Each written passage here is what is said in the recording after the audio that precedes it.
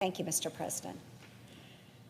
Mr. President, legend has it that the halls of the Capitol are haunted by a demon cat.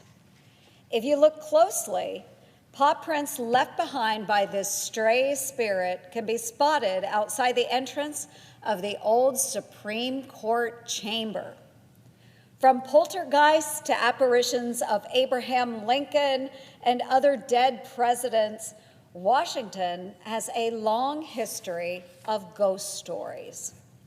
The city itself was transformed into a ghost town when government workers disappeared from their desks as a result of President Biden's lax telework policies.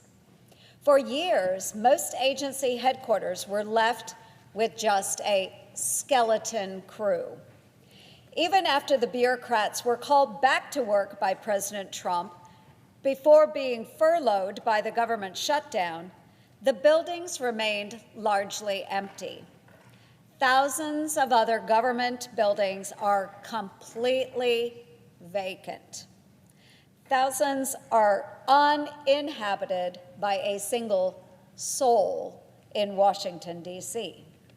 Deserted and left in a state of disrepair for years, many properties have been condemned to a fate worse than death.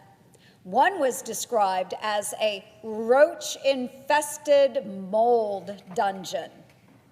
Bugs were spotted crawling out of faucets and creeping across the floors of another.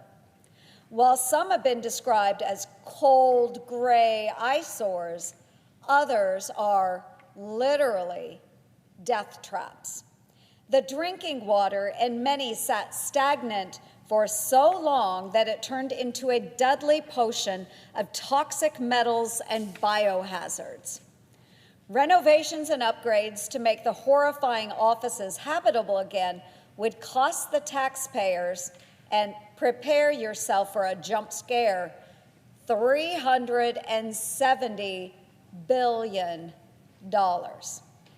Yes, folks, that's billion with a B. I just don't know what possesses Washington to hold onto decaying properties. Meanwhile, around the country, other old haunts are returning from beyond the grave. But there's no reason to fear this zombie apocalypse.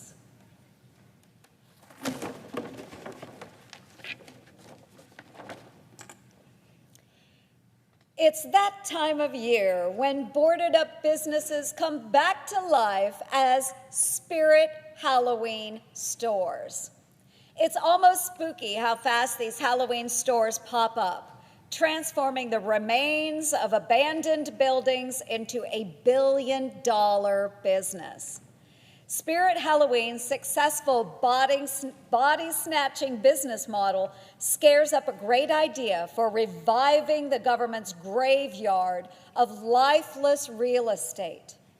Let's sell off these haunted houses to businesses who can breathe new life into them. That trick would be a real treat for the taxpayers because it would both reduce costs and bring in billions of dollars from monstrous sales.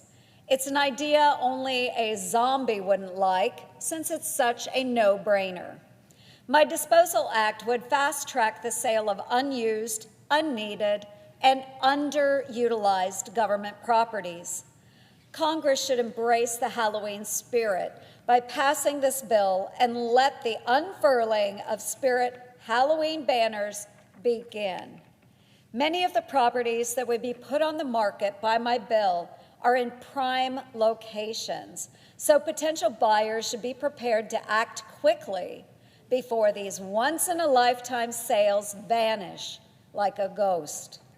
The real monster this bill is designed to slay, however, is one that has been lurking around Washington for way too long: our national debt, which now exceeds $38 trillion. That amount should scare us all into taking action. And with that, Mr. President, I yield the floor.